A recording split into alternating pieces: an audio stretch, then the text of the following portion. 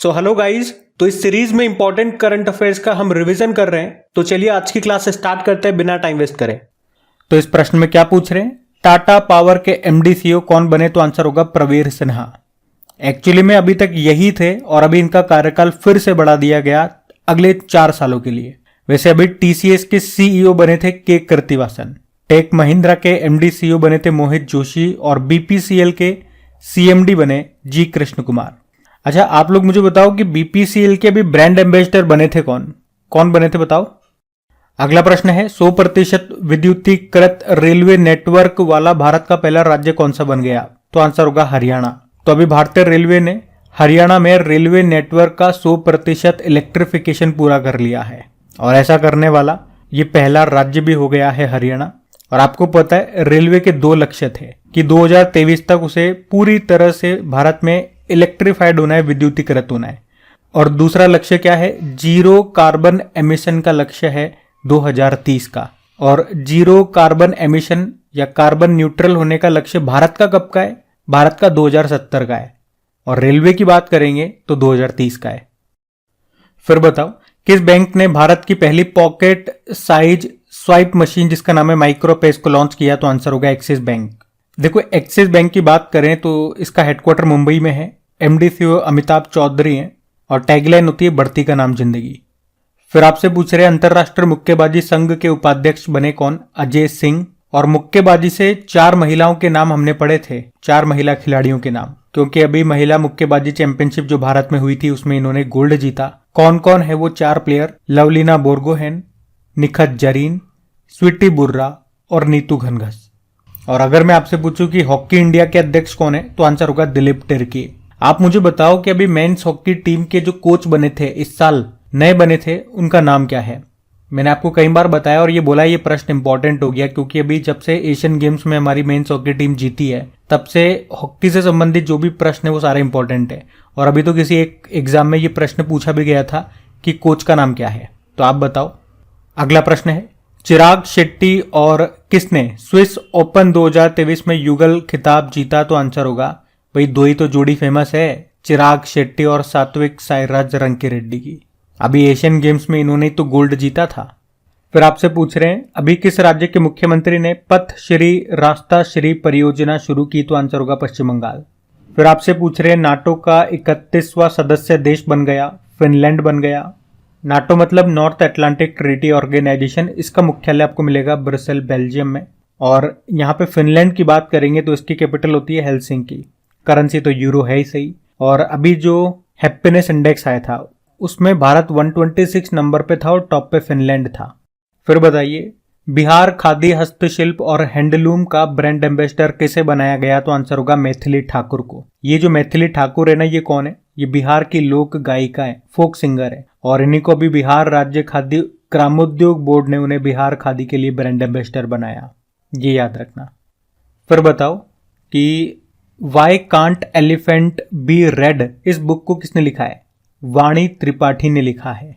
अच्छा, एलिफेंट से 2 प्रश्न मैं आपसे पूछूंगा। एक तो सिंपल सा है, ये एलिफेंट डे हाथी दिवस हम कब मनाते हैं? ये तो आप बता ही दोगे, जिस दिन अंतरराष्ट्रीय युवा दिवस होता है। और दूसरा प्रश्न ये पूछ रहा हूं कि अभी जो 2023 में ऑस्कर दिए गए थे उसमें एक भारतीय डॉक्यूमेंट्री थी जिसे बेस्ट डॉक्यूमेंट्री का अवार्ड मिला था, उस डॉक्यूमेंट्री का नाम क्या है? ये है मेरा प्रश्न आपसे।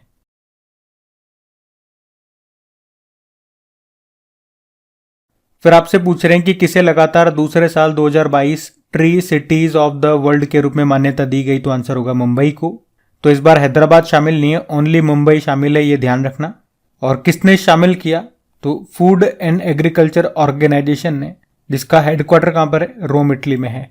और इसकी स्थापना होती है 16 अक्टूबर 1945 को, इसीलिए हम वर्ल्ड फूड डे 16 अक्टूबर को मनाते हैं।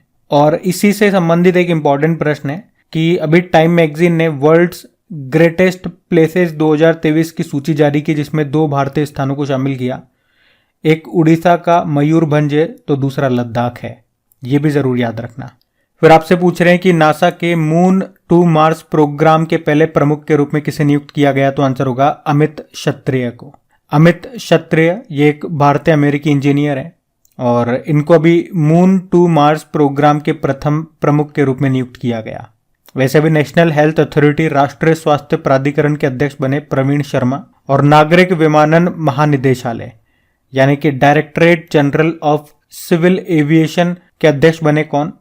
विक्रम देवदत्त। और अभी औषधि महानियंत्रक drug controller general of India बने थे डॉक्टर राजीव सिंह रघुवंशी। ये भी नाम न्यूज में थे, ध्यान रखना। फिर बताइए किसने मियामी ओपन 2023 का पहला खिताब जीता? तो आंसर होगा डैनियल मेदवेदेव। ये रशिया के टेनिस प्लेयर हैं डैनियल मेदवेदेव, और इन्होंने अपना पहला मियामी ओपन 2023 का खिताब जीता। फिर अगला प्रश्न है, अभी भारत और किस देश के बीच स्लाइनेक्स 2023 अभ्यास हुआ?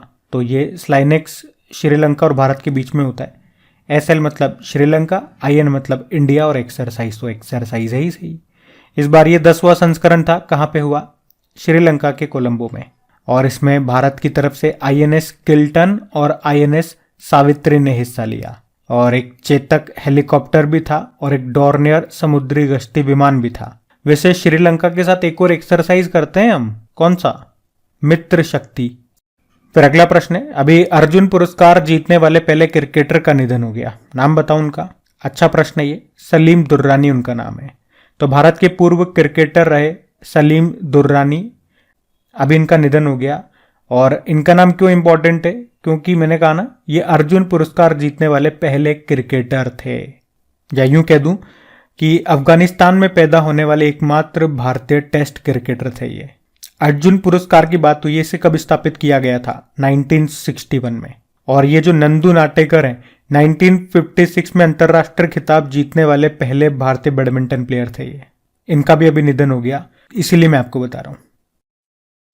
फिर आपसे पूछ रहे हैं अभी किसने power trading corporation of India limited के CMD के रूप में नियुक्त किया? तो आंसर होगा राजीव के मिश्रा को। बाकी अभी table tennis federation of India की पहली महिला अध्यक्ष बनी थी मेघना अहलावत। और ये अनिल कुमार चौहान, ये हमारे दूसरे नंबर के CDS chief of defence staff हैं। अगला प्रश्न है, courting India, England, Mughal India and the origins of empire, इस बुक को लिखा किसने? नंदिनी दास ने। फिर आपसे पूछ रहे हैं अभी अंतर्राष्ट्रीय खान जागरूकता दिवस कब मनाया? तो आंसर होगा 4 अप्रैल को, इंटरनेशनल माइंस अवेयरनेस डे। और एक प्रश्न मैं आपसे पूछूंगा, करंट अफेयर्स का प्रश्न है ये, कि हमने पानी के अंदर बारूदी सुरंगों का पता लगाने के लिए एक सबमरीन को लॉन्च किया था, उसका नाम क्या है? नाम बताओ।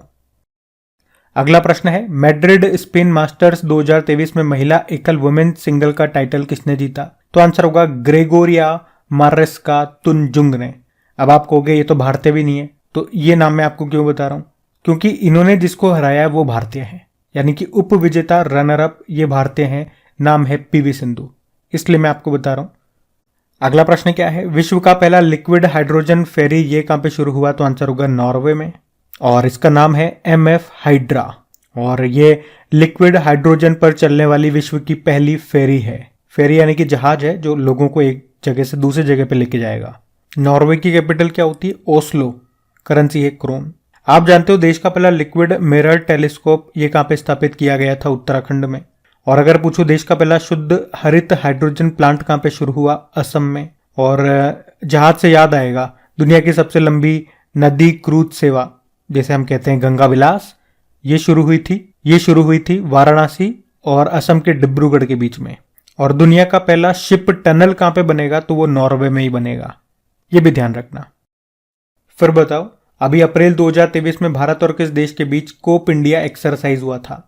कोप इंडिया भारत और अमेरिका के बीच होता है, और इस बार कहां पे हुआ? पश्चिम बंगाल में हुआ ये। फिर बताओ किस पान को अभी GI टैग मिला? बनारसी पान को GI टैग मिला। ओ घई के पान बनारस वाला, वही वाला। और एक आपको याद होगा, एक पान का पत्ता था, उसको भी GI टैग मिला था। आप मुझे बताओ मैं किसकी बात कर रहा हूं? बड़ा फेमस है वो, हमने कई बार पढ़ा है उसे। अभी मैं आपसे जानना चाहूंगा। अगला प्रश्न है कि TIE राजस्थान की पहली महिला अध्यक्ष बनी थी कौन? डॉक्टर शीनू झावर।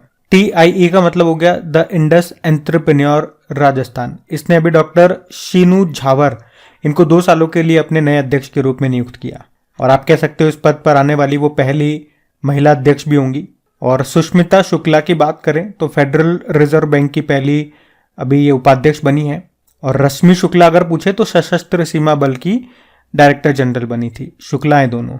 अच्छा, ये TIE है क्या? ये एक गैर लाभकारी संगठन है, नॉन प्रॉफिटेबल ऑर्गेनाइजेशन है, जिसका उद्देश्य है उद्यमिता को बढ़ावा देना।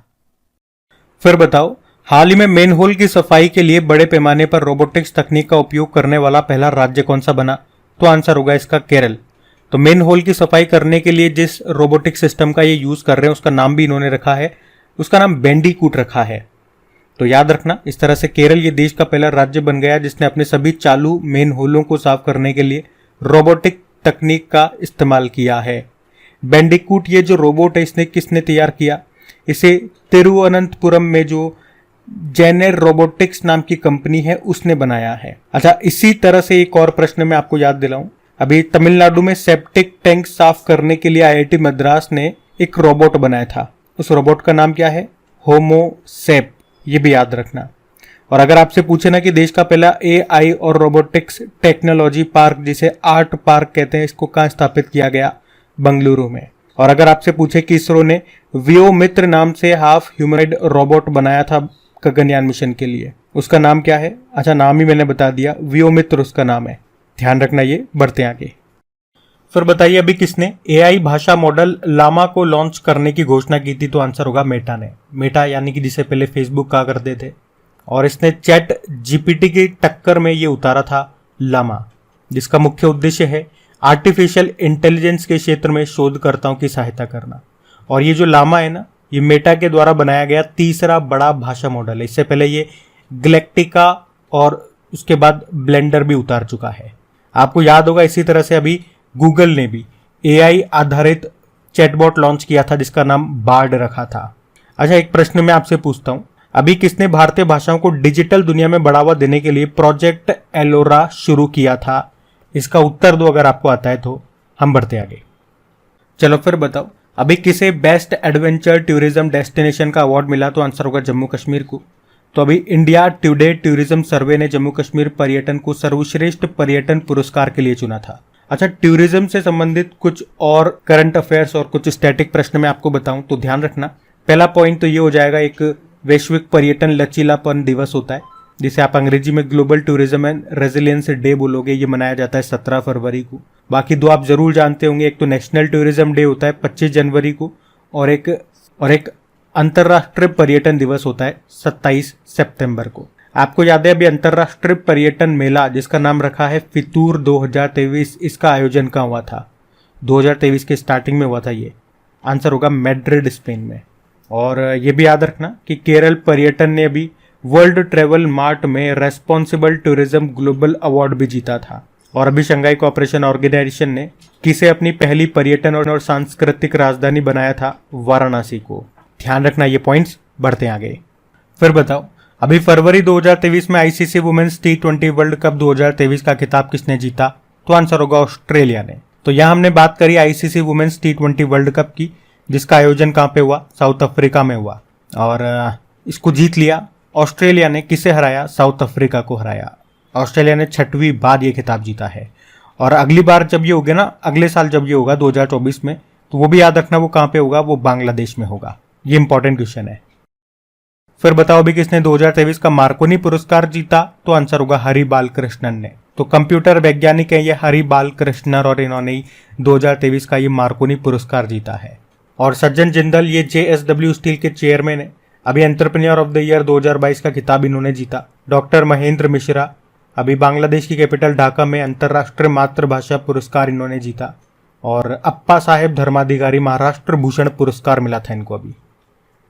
फिर बताओ, अभी राजस्थान में लक्खी मेले 2023 का आयोजन ये कहां पे किया गया? ये राजस्थान के सीकर जिले में होता है इसका आयोजन। और राजस्थान में याद रखना, एक मरु फेस्टिवल होता है और एक ऊंट फेस्टिवल होता है। तो मरु फेस्टिवल तो जैसलमेर में होता है और ऊंट फेस्टिवल ये बीकानेर में होता है। अब आप लोग मुझे कमेंट बॉक्स में टाइप करके बताओगे कि अंबुबाची का मेला ये कहाँ पे लगता है, कौन सी माता के मंदिर में इसका आयोजन किया जाता है? कई बार हम पढ़ चुके हैं, इंपॉर्टेंट है, बताओ अब आप। फिर बताओ, यूपीआई पर रुपए क्रेडिट कार्ड को जोड़ने वाला पहला निजी क्षेत्र का बैंक कौन सा बन गया है? तो आंसर होगा HDFC बैंक। तो ऐसा करने वाला ये पहला बैंक बना है। तो प्रश्न इंपॉर्टेंट है, यूपीआई की फुल फॉर्म जरूर याद रखना, यूनिफाइड पेमेंट इंटरफेस होती है। और आपको याद होगा अभी भारत का पहला स्टिकर आधारित डेबिट कार्ड लॉन्च किया था आईडीएफसी फर्स्ट बैंक ने। और आईडीएफसी फर्स्ट बैंक अभी ये किसका टाइटल स्पॉन्सर बना है, मुझे आप ये बताओ। ये करंट अफेयर्स का प्रश्न पूछ रहा हूं मैं आपसे। फिर बताओ किस राज्य ने सीनियर महिला राष्ट्रीय हॉकी चैंपियनशिप को जीता? तो आंसर होगा मध्य प्रदेश ने। और ये जो चैंपियनशिप है ये हुई कहां पे थी? ये आंध्र प्रदेश के काकीनाडा में हुई थी। सीनियर वुमेन्स नेशनल चैंपियनशिप 2023, और इस बार ये इसका 13वां संस्करण था और इसको जीता है मध्य प्रदेश ने महाराष्ट्र को हरा करके। ये याद रखो बस। अभी फरवरी में ही रियल स्पोर्ट्स इंडिया के सहयोग से पर्यटन मंत्रालय ने पहली स्नो मैराथन का आयोजन ये कहां पे कराया? जम्मू में। जम्मू कश्मीर के लेफ्टिनेंट गवर्नर कौन है? मनोज सिन्हा है। देखो जम्मू कश्मीर में आपको दुलहस्ती बांध मिलेगा और पूछे ये किस नदी पर है? तो चिनाब नदी पर है। और बगलीहारी डैम ये भी आपको यहीं मिलेगा, चिनाब नदी पर। लेकिन एक उरी डैम है, ये आपको झेलम नदी पे मिलेगा। अभी किस राज्य में पहली बार दैनिक अनुष्ठान करने के लिए राज्य में एक मंदिर में एक जीवित हाथी जैसा एक यांत्रिक हाथी देवता को समर्पित किया गया? तो आंसर होगा केरल। इतना सा मतलब है, जो भी यहाँ पे पूजा प्रतिष्ठा होती थी या जो भी काम हाथी से करवाए जाते थे, तो असली वाला हाथी नहीं लिया इन्होंने कहा कि जो हाथी है हम उससे परेशान कर रहे हैं, तो एक रोबोटिक टाइप का हाथी कर दिया, तो सारे काम उससे करवाए जाएंगे। आप जानते हो एक हाथी दिवस होता है, वर्ल्ड एलिफेंट डे। वो कब होता है? जब वर्ल्ड यूथ डे होता है, यानी कि 12 अगस्त को। आप जानते हो अभी देश का 33वां या फिर यूं कहूं उत्तर प्रदेश का दूसरा एलिफेंट रिजर्व कौन सा बन चुका है? तराई एलिफेंट रिजर्व बन चुका है। और अभी एशिया के सबसे लंबे दांत वाले हाथी का निधन हो गया, या यूं कहूं प्राकृतिक कारणों से उसकी मृत्यु हो गई। उसका नाम क्या है? उसका नाम भोगेश्वर था। ये भी ध्यान रखना।